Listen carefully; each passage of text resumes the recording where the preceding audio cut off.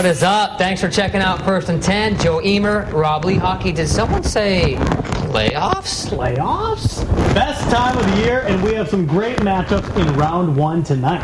Yeah, that's right. Maybe the best on paper, fourth-ranked Murphy and Fairhope. It's our First and 10 game of the week, and we had some debate in our newsroom about this one. Some thought the unbeaten Pirates would roll.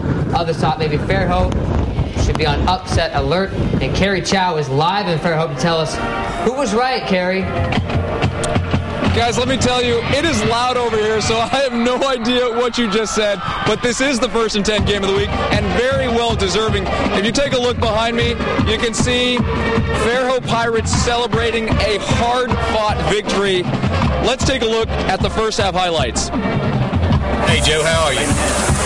Would you rather eat 20 burgers in 5 minutes or drink a gallon of mustard?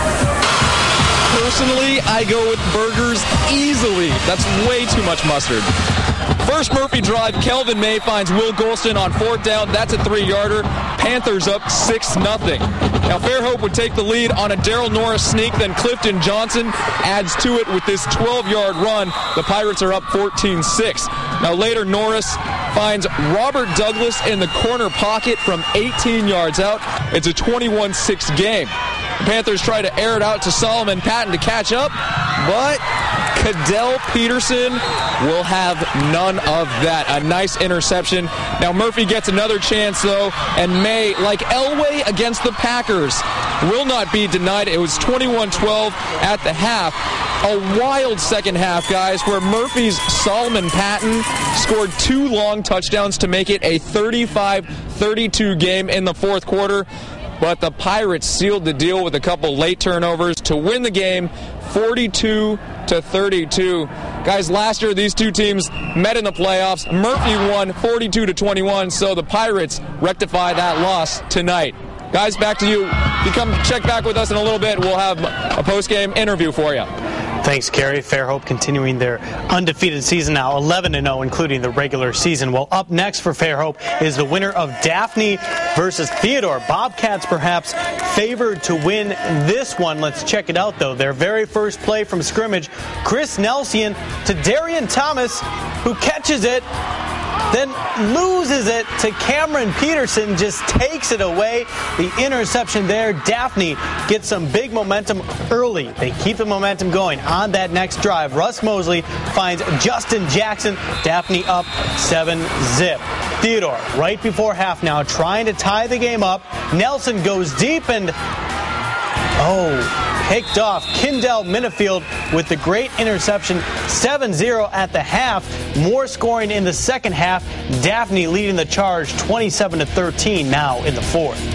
And that is a major surprise. Daphne doing it in the playoffs. Well, another rematch from last year's playoffs. Blunt and McGill-Toolen. That game won by the Yellow Jackets last year. Leopards haven't won a playoff game in more than a decade. Maybe this was the year they break through under coach Kelvin Sigler.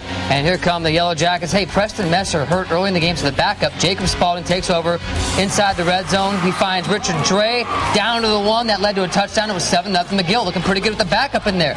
Leopards up 14-7 though, second quarter. On the run here, DeAngelis Packer finds a hole, 18-yard gain. Next play, quarterback Mike Ward. A strike to Calvin Davidson for the score. Blunt up 20-7, but McGill would come back. Spalding rolling right, finds Dre again, picks up 20 yards on that play. Several plays later, Derek Burrell takes the ball, busts one, and here come the Yellow Jackets. There's a score right there. This one has been back and forth. Blunt has now added a couple touchdowns and now pulling away from the Yellow Jackets.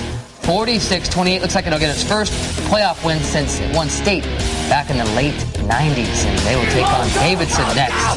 That's right, in a wild night last night at Lipscomb Stadium between the Lions and the Warriors. Both quarterbacks in this game getting it done on the ground. First half, Jarrell Smith put the Warriors up 13-zip on this 36-yard touchdown run. So Jarrell Smith in the first half. The second half, all about Foley's QB, Darius Powell, takes this one 25 yards right up the gut to set up Marcus Washington for the game-tying touchdown. touchdown. It ends 13-13. Double overtime now, and Davidson down 7. 4th and 9. Game on the line, and Smith finds Rashad Cunningham for the touchdown. Davidson down 1.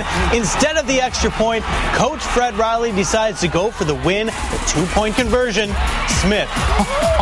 Jabrian Niles, it is good. Davidson survives 28-27. After the game, quarterback Jarrell Smith and Fred Riley talked about that gutsy call on the 2-point conversion. Every time we've been in an overtime period in which we had the ball second and we had to score a touchdown, we've gone for 2. Just got to get it in. Got to get it in. I'm not ready to go home yet. We ain't ready to go home yet. Man, oh man, what a finish. How are we going to top that? Twitter. Oh, I forgot. Twitter, yes. Also, Cherish Lombard, she's watching the tweets tonight. What's up, Cherish? Guys, our repeat tweeters have come through for us again tonight. That's hard to say together.